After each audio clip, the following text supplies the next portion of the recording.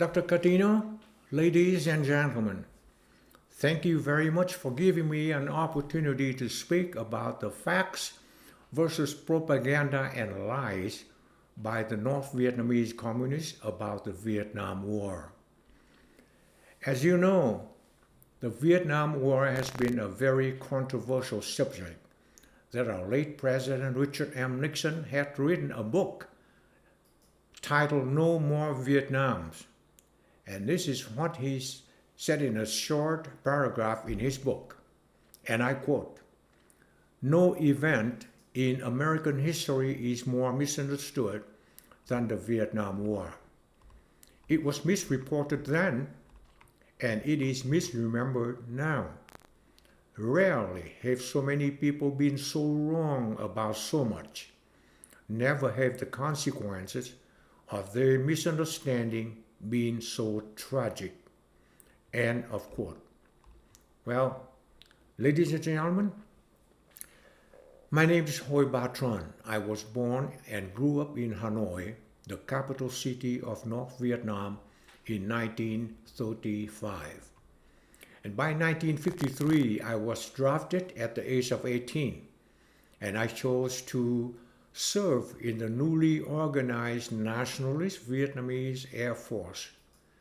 And as a soldier, I served in two Vietnam Wars. The first one was the Dien Bien Phu Battle in North Vietnam in 1953.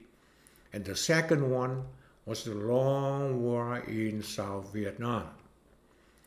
Following the collapse of the Republic of South Vietnam on April 30th, 1975, I had to take my family to the United States as political refugees.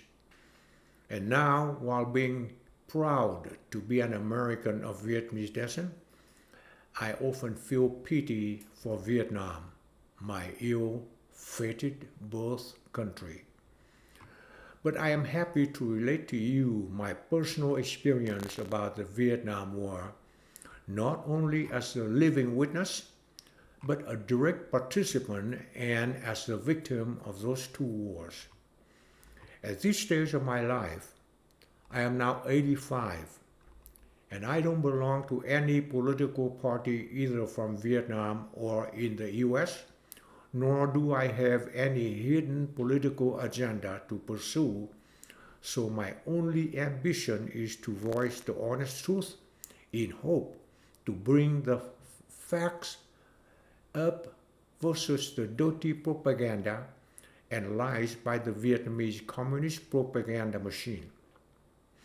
Additionally, I want to refute all the misreporting, distortions about the war in Vietnam circulated by the liberal US news media in the 60s and in the 70s.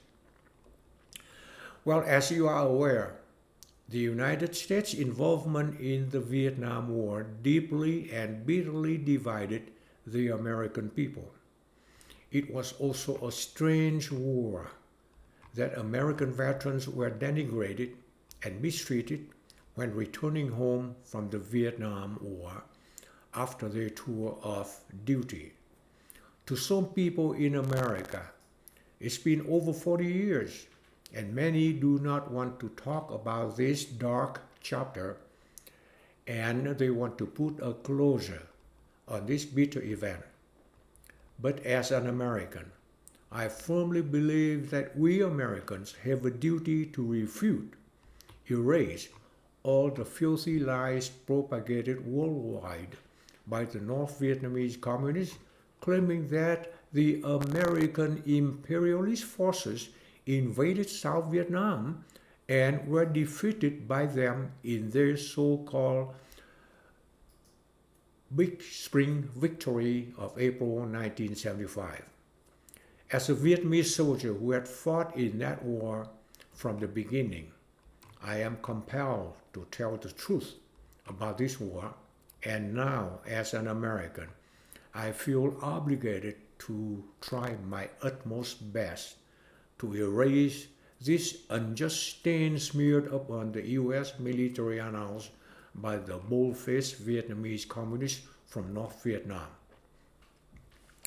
To bring up the facts versus the dirty hype and lies by the communist propaganda machine, I would like to address the 6 following issues. Number 1. Did Ho Chi Minh fight and expel French government in 1945 to restore independence for Vietnam? 2. Did the United States invade South Vietnam and compel Ho Chi Minh and the North Vietnamese Communists to start the war to liberate South Vietnam? Number 3. Did the United States and the Republic of South Vietnam fight the North Vietnamese Communist invaders the way it should have been fought? 4. Were the U.S. Armed Forces defeated by the ragtag Vietnamese Communist forces in Vietnam on April 1975? 5. What was the true cause leading to the collapse of the Republic of South Vietnam? And 6. Were people in South Vietnam happy with the North Vietnamese Communist invaders after the so-called liberation of the South in April 1975? Well, ladies and gentlemen, let me begin with the first one. Did Ho Chi Minh fight and expel French government in 1945 to restore independence for Vietnam? The answer is no. No, Ho Chi Minh did not. It was the Imperial Japanese Army that staged a surprise attack and overthrew the French government on March 9, 1945.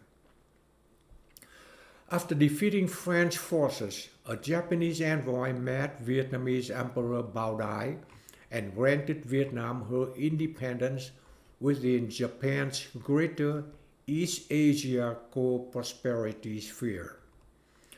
Following this joyful event, Emperor Bao Dai appointed Professor Chen Chung Kim to form a legitimate government. While the Vietnamese people were enjoying their independence, the United States dropped 2 atom bombs on Hiroshima and Nagasaki in early August 1945, forcing Japan to surrender on August 14, 1945. The capitulation of Japan created a political chaos in North Vietnam. Ho Chi Minh promptly exploited the chaotic situation and mobilized his armed propaganda units embedded in Hanoi to illegally seize power. And on August 28, 1945, Ho Chi Minh, formally declared the country to be Democratic Republic of Vietnam and proclaimed himself president and Minister of Foreign Affairs concurrently. The following week, he convened a meeting at the Baling Square to introduce his government, and he cited the Declaration of Independence he plagiarized from the United States and translated into Vietnamese. I was a naive 10-year-old vanguard youth troop, and I was present along with my group to sing patriotic songs as taught by communist cadres. After becoming president of the Democratic Republic of Vietnam, Ho Chi Minh showed his true colors as an evil communist and a bold-faced traitor. Ho Chi Minh followed Mao Zedong and officially launched the brutal land reform campaign in North Vietnam that killed from 60,000 to 150,000 people that he labeled as wicked landlords, and he imprisoned about 50,000 to 100,000 people. And with his death squads, Ho Chi Minh cruelly liquidated many political opponents if they were non-communist patriots. And it was this traitor Ho Chi Minh who signed an agreement with French government on March 6, 1946, to allow French forces to return to Vietnam for 5 years, and in return, France would recognize his government. But the relationship between Ho Chi Minh and French government did not last long. On November 23, 1946, a French cruiser bombarded Haiphong, a coastal city in North Vietnam. These incidents and many subsequent clashes between France and Ho's forces led to the first French-Vietnam War at Dien Bien Phu in the northwest of Hanoi in 1953. Dien Bien Phu garrison was set up by French General Navarre to lure Ho Chi Minh's forces into a set-piece battle so they could destroy them with air power and artillery. But General Navarre's plan failed because Communist China supplied Ho's forces with modern weapons along with soldiers and military advisors. They even had the deadly Stalin organ rocket launchers from the Soviet Union. So they outgunned the French and numerically outnumbered the French defenders by 5-1. At that time, French Air Force in North Vietnam was limited and ineffective. By May 7, 1954, Dien Bien Phu garrison fell into the hands of the communist attackers. The fall of Dien Bien Phu forced French government to sign an agreement in Geneva on July 21, 1954, that divided Vietnam into two countries at the 17th parallel. North Vietnam remained under Ho Chi Minh as the Democratic Republic of Vietnam, and south of the 17th parallel was a separate non-communist country under Emperor Bao Dai and Premier Ngo Dinh Diem.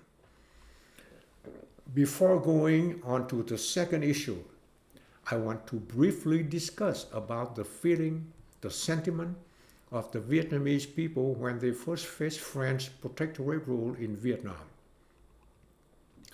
According to Vietnam history, France established protectorate rule in Vietnam since the late 19th century. And this came about before I was born, so I did not actually witness what happened to relate to you. But based on general public opinion accumulated through decades, it was so clear that the majority of Vietnamese people did not like to live under French protectorate regime. However, by the end of World War II, after Ho Chi Minh illegally seized political authority from the legitimate government of Prime Minister Chen Chong-kim and lawlessly applied communist brutalities over the people, there were mixed feelings about living under French protectorate rules versus living under a communist tyrannical regime. Given a choice between the two evils, the majority of the Vietnamese people in North Vietnam would flatly reject communism. All right, now to the second issue.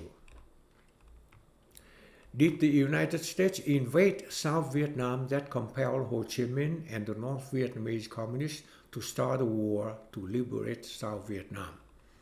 And the answer is again, no. The United States never invaded South Vietnam. It was Ho Chi Minh who violated the Geneva Accords of July 1954 and invaded the Republic of South Vietnam that caused the war. If Ho Chi Minh had been a true patriot, he should have contended with the independence that Vietnam inherited bloodlessly at the departure of the Japanese after they were defeated by the United States.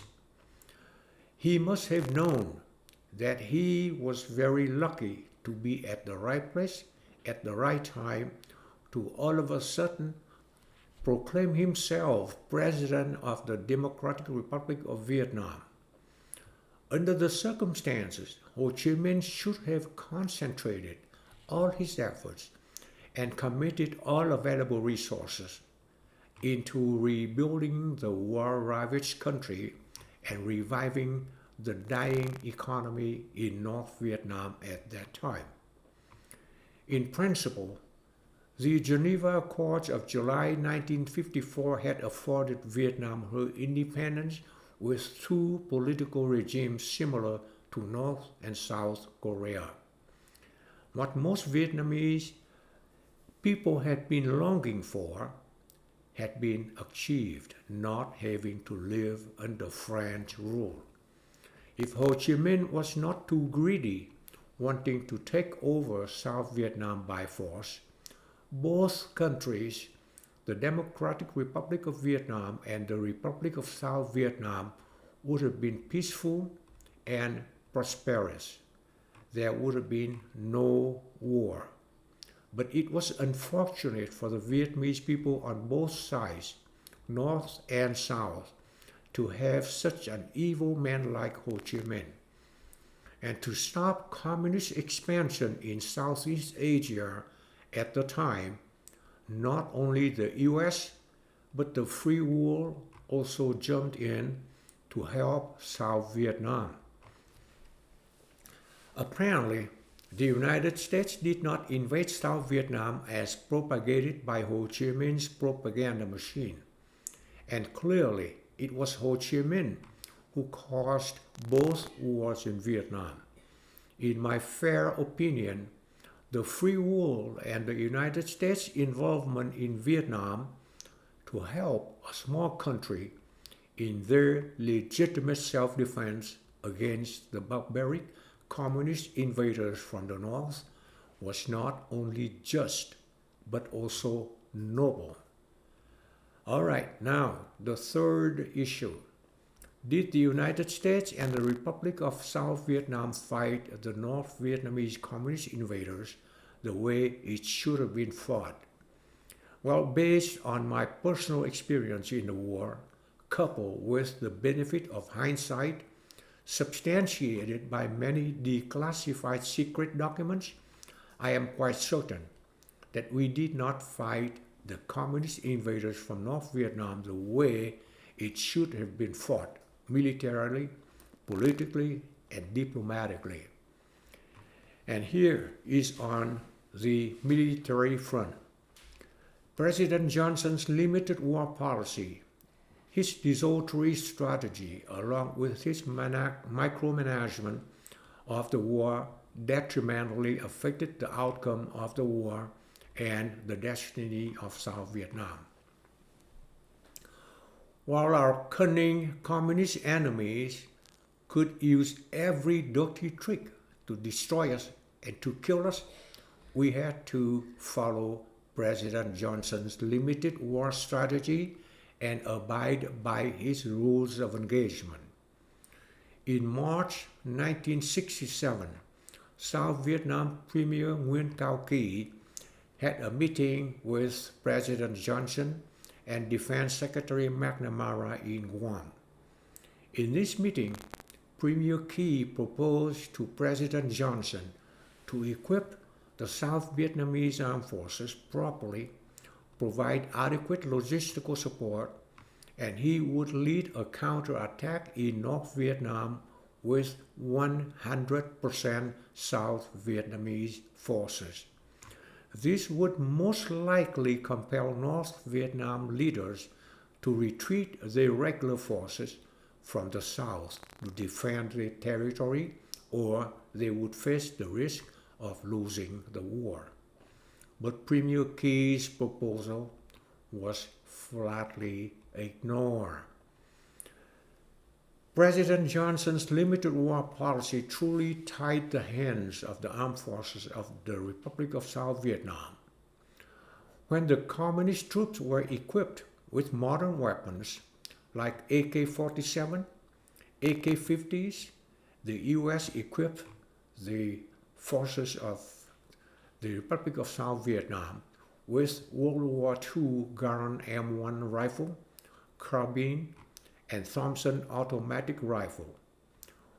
When we, the South Vietnamese Air Force, was equipped with World War II propeller aircrafts like A-1H Skyraider, T-28 Trojan converted into light fighter bomber, the Communist Air Force in North Vietnam was flying MiG-15, MiG-17, MiG-19, and MiG-21. And not until 1967 that we in the South were given jet aircraft, but there were the T-38 jet trainer converted into fighter F-5A, and in 1969 we received the Cessna A-37 Dragonfly, also a small jet trainer converted into fighter to replace the A-1H Skyraider. We, the armed forces of the Republic of South Vietnam, had no authority to conduct air or ground operations north of the demilitarized zone. After the Gulf of Tonkin crisis in August 1964, President Johnson ordered a retaliatory airstrike in North Vietnam, but we, the South Vietnamese Air Force, was not allowed to participate. Until February 8, 1965, President Johnson allowed the Vietnamese Air Force to partake in the airstrike against North Vietnam, but the Vietnamese Air Force had no authority to decide on which target in North Vietnam to strike. Target in North Vietnam must be selected by the U.S. and assigned to the Vietnamese Air Force. Also, the Vietnamese Air Force was restricted to fly only up to the 19th parallel, and then subsequently the Vietnamese Air Force was completely banned from flying strike missions in North Vietnam. When President Richard M. Nixon sworn in as the 37th President of the United States and became the 5th U.S. President handling the Vietnam War, his inauguration speech on January 20th, 1969 seemed to offer the North Vietnamese Communists a tacit proposal that he wanted to end the war through negotiation, not war. This is what he said in the middle of his speech, and I quote, "After a period of confrontation, we are entering an era of negotiation. Let all nations know that during this administration, our lines of communication will be open." End of quote. And by June 1969, President Nixon decided to gradually withdraw U.S. combat troops from South Vietnam as part of his Vietnamization plan of the war. All this suggested to the communists that the U.S. has changed their plan and no longer wanted to continue the war in Vietnam. Then on December 13, 1972, the intransigent North Vietnamese Communist negotiators in Paris refused to continue peace negotiations with the U.S. and the Republic of South Vietnam because their unreasonable demands were not acceptable. The breakdown of the peace talk in Paris caused by the communist negotiators infuriated President Nixon, and on December 18, 1972, he ordered the Air Force to resume bombing of North Vietnam with B-52 bombers. After 11 days of bombing, communist negotiators obediently agreed to continue peace negotiation. Shortly thereafter, the peace accord was signed in Paris on January 27, 1973. In principle, the signed peace accords ended the Vietnam War diplomatically. If President Nixon really wanted a military victory for the United States, he could have achieved it by continuing the Christmas bombing of Hanoi in December 1972, only a few more days.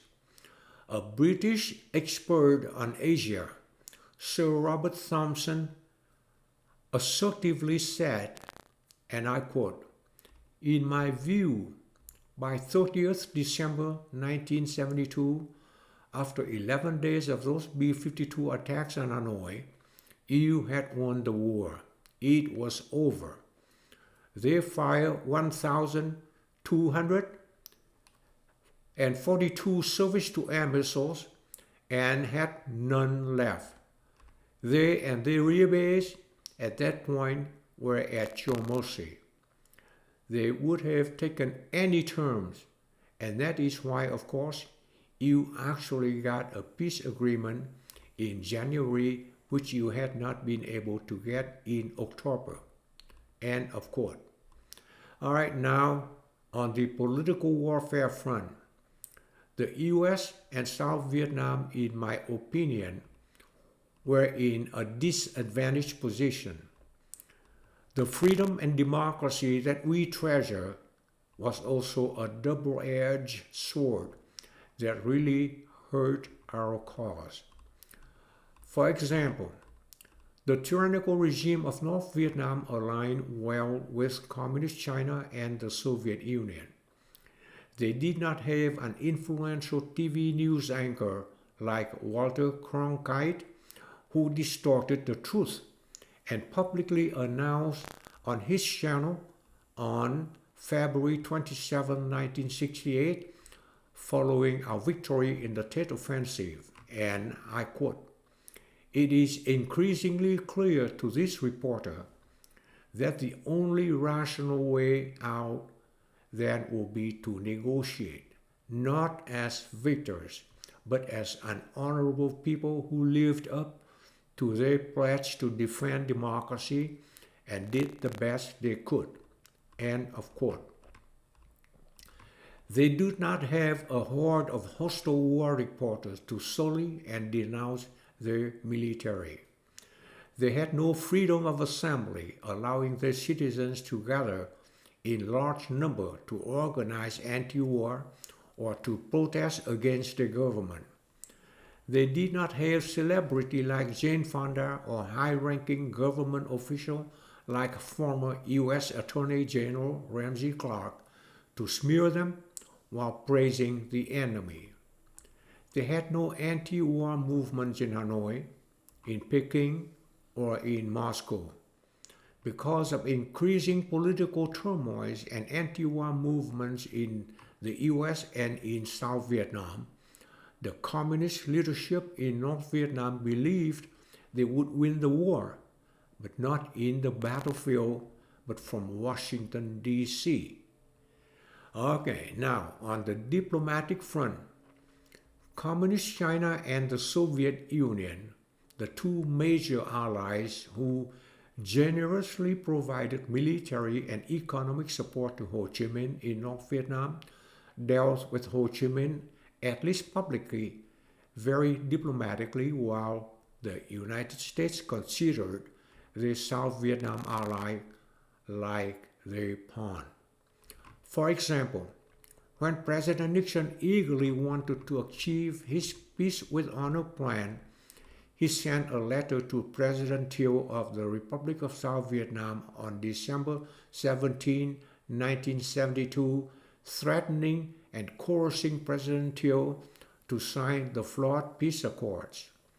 This is what President Nixon said in the last paragraph of his letter to President Thieu, and I quote, "I have asked General Haig to obtain your answer to this absolutely final offer on my part for us to work together in seeking a settlement along the lines I have approved, or to go our separate ways.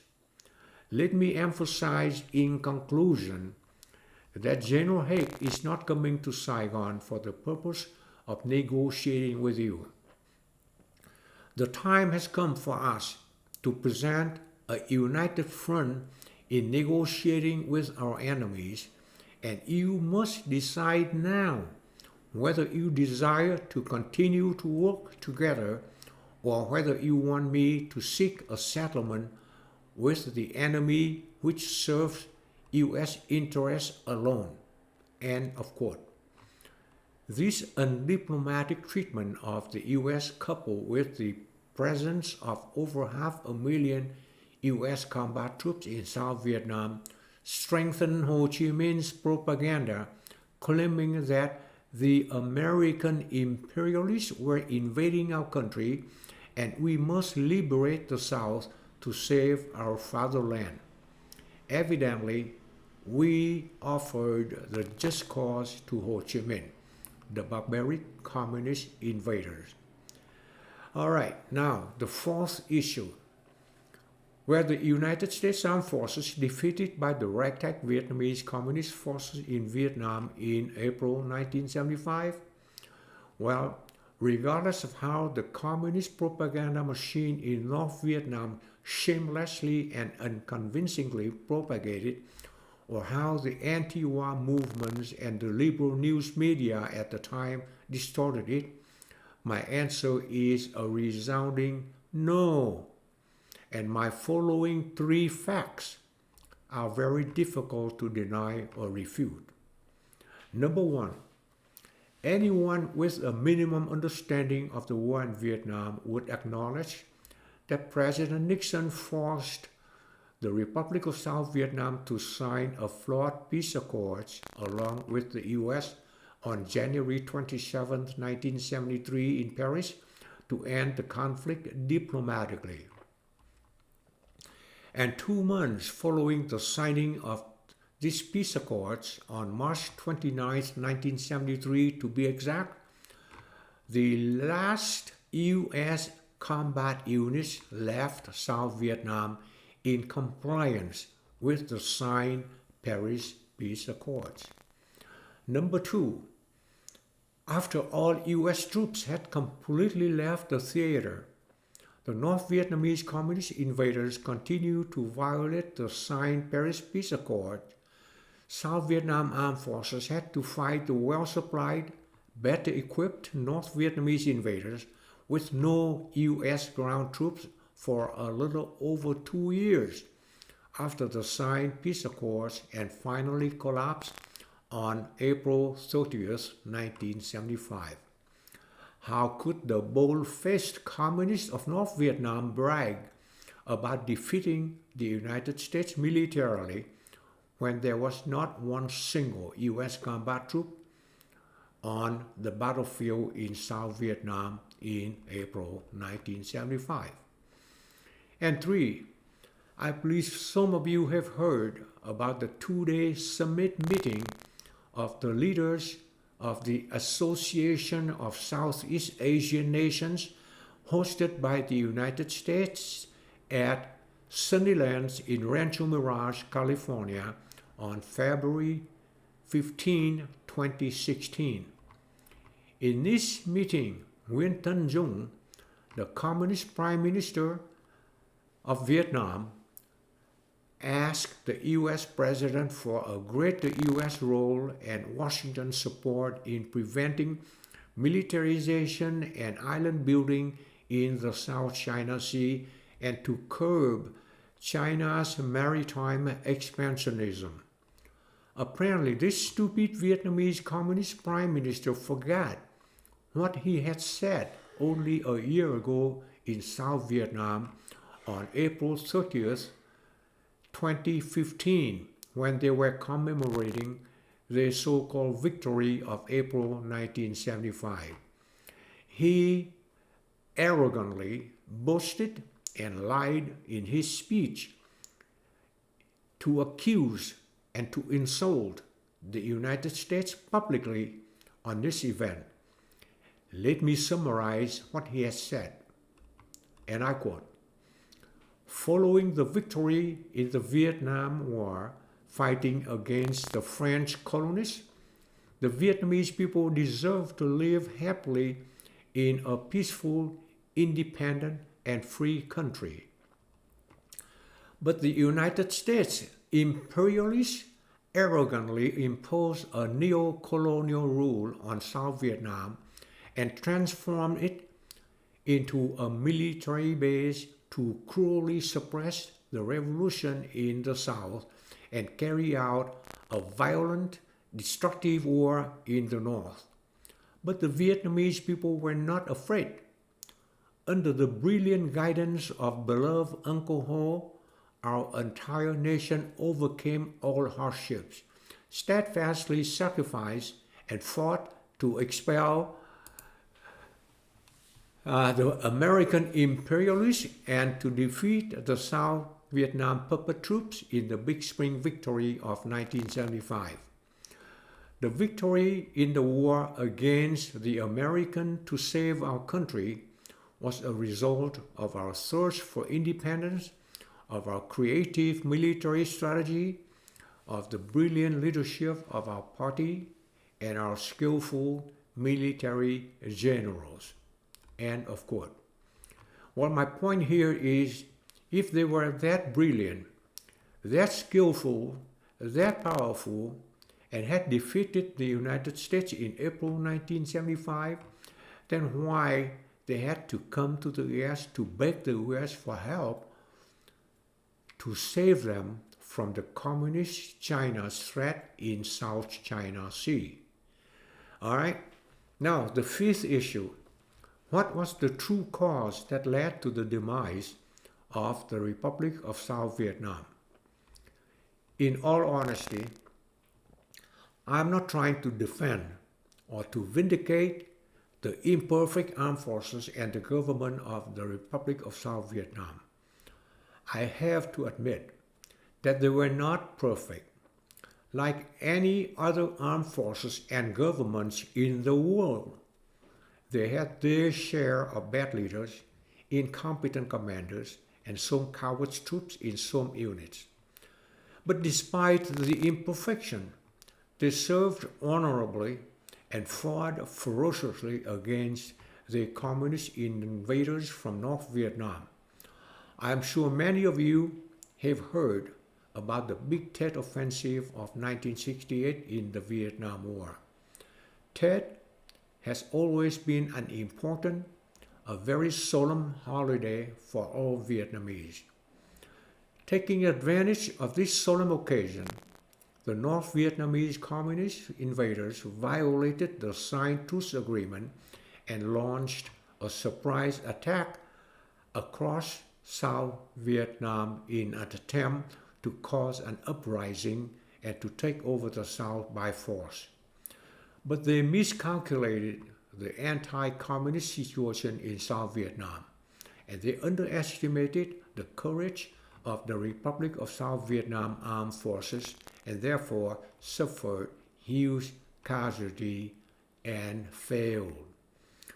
4 years later, taking advantage of President Nixon's Vietnamization plan in Vietnam and the U.S. decision to withdraw its forces from South Vietnam, the North Vietnamese invaders launched another major surprise attack known as the Easter Offensive of 1972.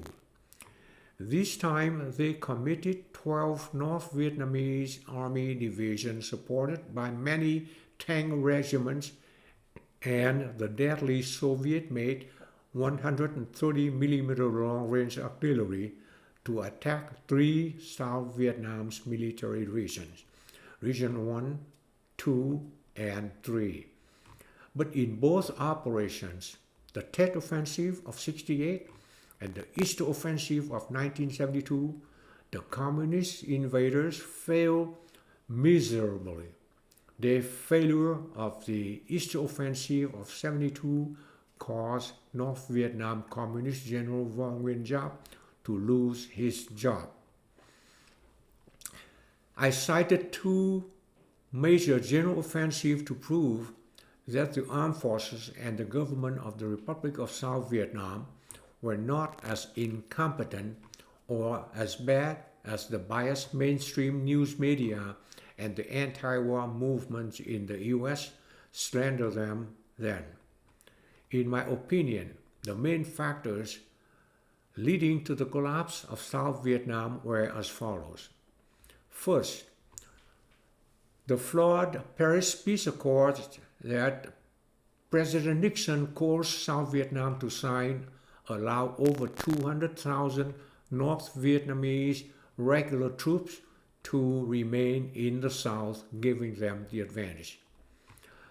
Second, less than 5 months after the signing of the flawed Paris Peace Accords, U.S. Congress passed the Case-Shorts Amendment forbidding any further U.S. military involvement in Southeast Asia effective August 15, 1973, and this nullified President Nixon's promises to retaliate if the North Vietnamese invaders violate the signed peace accord. Third, in September 1974, U.S. Congress cut military aid to the Republic of South Vietnam to the bone, while North Vietnamese communists received increasing logistical support from the Communist China and the Soviet Union. The shortage of fuel, ammunition, spare parts crippled the armed forces of the South Vietnamese forces, and the fighting morale of the troops seriously deteriorated. Fourth, on December 13, 1974, North Vietnam tested America's decision toward Vietnam by attacking a city in South Vietnam named Phuoc Long. President Ford only protested diplomatically against this blatant violation of the accords. Then, in a press conference on January 21, 1975, President Ford firmly said, and I quote, "The U.S. is unwilling to re-enter the war." Well, clearly, the United States President gave Hanoi a big green light to go ahead with the invasion of South Vietnam. Well, evidently, the main factor that caused the collapse of the Republic of South Vietnam in April 1975 was the balance of power was so lopsided in favor of the North Vietnamese Communist invaders. If the South Vietnamese armed forces were properly equipped and adequately supplied, I am quite certain the outcome would have been different. Over 40 years have gone by since the collapse of the Republic of South Vietnam. Many secret documents have been declassified, giving the general public an opportunity to know the truth of what happened in the Vietnam War. I believe it is only fair to say, would other armed forces of any country do any better under the conditions and situations that faced the South Vietnamese armed forces in 1975? Would any military unit of any country fight better with shortages of ammunition and fuel, with broken aircrafts and vehicles and communications, with a crippled medical system and little or no air support against a powerful, well-supplied and cruel enemy? Well, ladies and gentlemen, you are the judge. And now the last one. Were people in South Vietnam happy with the North Vietnamese Communist invaders after the so-called liberation of the South in April 1975? Well, at long last, the whole world now know that the North Vietnamese Communist invaders were very tricky and dangerous. They shielded their fiendish revenge against those of the former regime they label as lackeys of the U.S. imperialists, owing a blood debt to the Vietnamese people by sending them to hard labor death camps under the nice name re-education camps.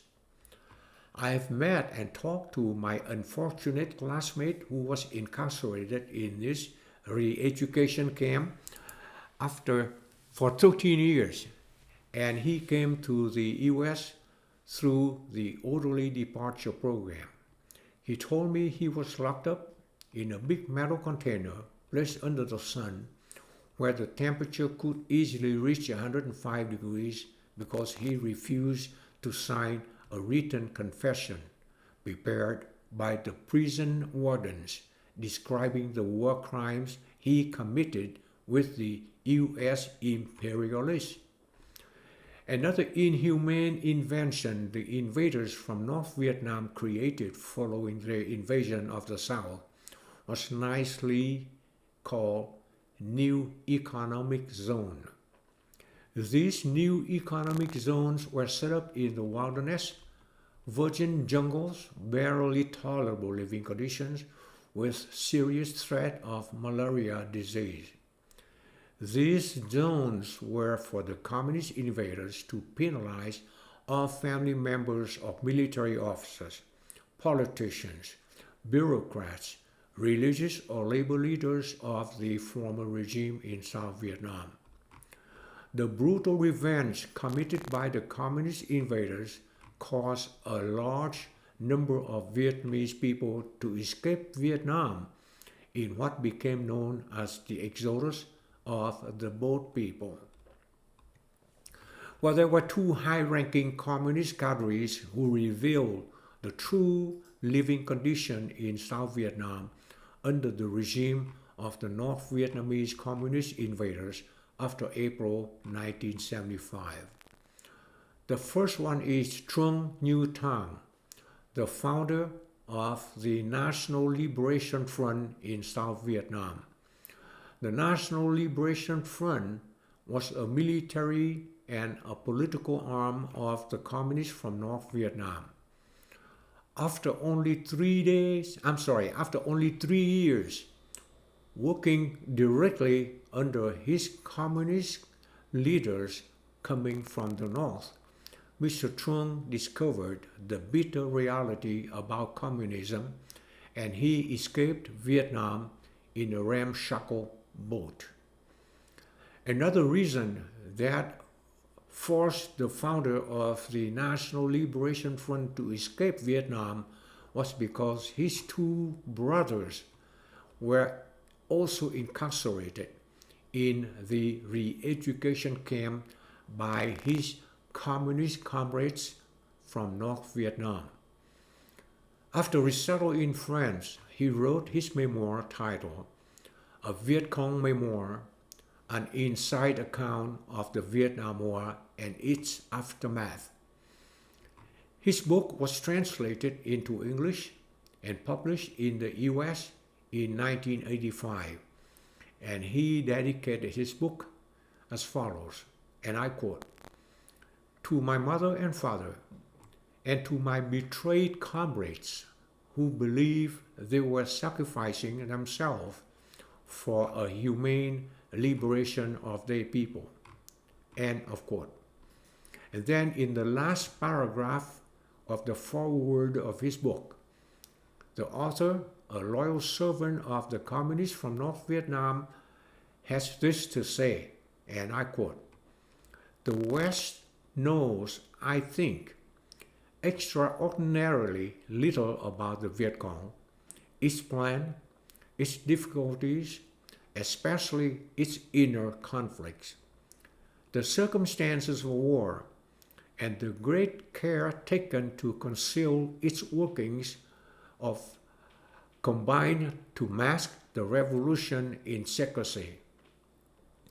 But the Viet Cong was no monolith. The motives of his members often clashed violently, and many of us who compose its political core have felt that its goals were, in the end, subverted. The human motives, the internal struggle, the bitter resolution, these are the things I have attempted to record here." End of quote. The second man is Colonel Bui Tin, a man who joined the Communist Party since 1945 in North Vietnam, and his father was a close friend of Ho Chi Minh. He was a high-ranking communist cadre who was in the Independence Palace in Saigon, South Vietnam on April 1935 with his delegation to receive the surrender of South Vietnam to North Vietnam. After the so-called liberation of the South, Colonel Bui Tin had the opportunity to see and witness the real living condition of the people in South Vietnam, and he became disillusioned. Colonel Bui Tin defected in 1989 and lived in France. Since his defection, he critically denounced the Communist Manifesto he once naively, blindly, and conscientiously served. He wrote an essay in Paris on April 28, 2008, and this article was posted on the Free Republic website in Fresno, California. This is one short sentence in his long essay, and I quote, "After April 30th, 1975, the Communist Party monopolized authority, not allowing freedom of assembly, the press, or elections. Is this what is called national liberation? Is this freedom? And today the party is rich, filthy rich, and the people are poor, dirt poor. What kind of unification is this?" End of quote. Then on the 33rd anniversary of the fall of South Vietnam, on April 1975, known as Black April, Colonel Bui Tin openly said, and I quote, "Today, I am ready to raise my voice and let all of the people hear clearly. Our nation, Vietnam, was not liberated after April 30th, 1975, nor was it unified. On April 30th, the Communist Party won, but all of the people lost, to be ruled from that point on by a one-party dictatorship. The Communist Party then implemented a policy of dominant occupation in the South, arresting millions of people and seizing property, discarding the South Vietnam National Liberation Front, and brought about the tragic scene of millions of boat people fleeing the country. Is this liberation? Is this unification?" End of quote. And then in 2002, Colonel Bui Tin published a book titled From Enemy to Friend in the US. This is what he said about South Vietnam after the so-called liberation by the North, and I quote, "I was a witness to what happened in the South after April 1975. I lived in Saigon for 4 consecutive years, going to Hanoi only occasionally. My mission was to organize the Southern edition of People's Army's newspaper and to gather information for this newspaper while based in the South. The Southern population had just had time to reassure itself that there would be no bloodbath or people's courts set up at every street corner when a series of chilling measures was certainly launched. The officers and government workers of the old regime, members of old political parties, and many others were ordered to report for rehabilitation or re-education, which turned out to be imprisonment for an indefinite period." End of quote. Well, ladies and gentlemen, the honest truth of the Vietnam War from my honest analysis will always be as follows. 1. Ho Chi Minh was a vicious, wicked communist and a despicable traitor who betrayed his country, Vietnam, and his compatriots. 2. It was Ho Chi Minh who dragged Vietnam into the long 30-year war from the north to the south. The United States of America never invaded South Vietnam. The United States Armed Forces were in South Vietnam to help the South Vietnamese in their legitimate self-defense against the communist invaders from the north. 3. If the United States truly wanted a military victory in Vietnam, they could have achieved it with the massive bombing of North Vietnam in December 1972, known as the Christmas bombing. But the shameless Vietnamese Communist Party continued to lie that they had defeated the American imperialists to liberate the South and unify the country. 5. Following the so-called liberation of South Vietnam, the barbaric invaders from the north showed their true colors. Two high-ranking communist members, one from North Vietnam, Colonel Bui Tien, and one was the founder of the National Liberation Front in the South, both firmly admitted they were wrong about Communist Manifesto and confirmed that the living condition in South Vietnam and in Vietnam in general has been extremely miserable in the post-war years under communist regime.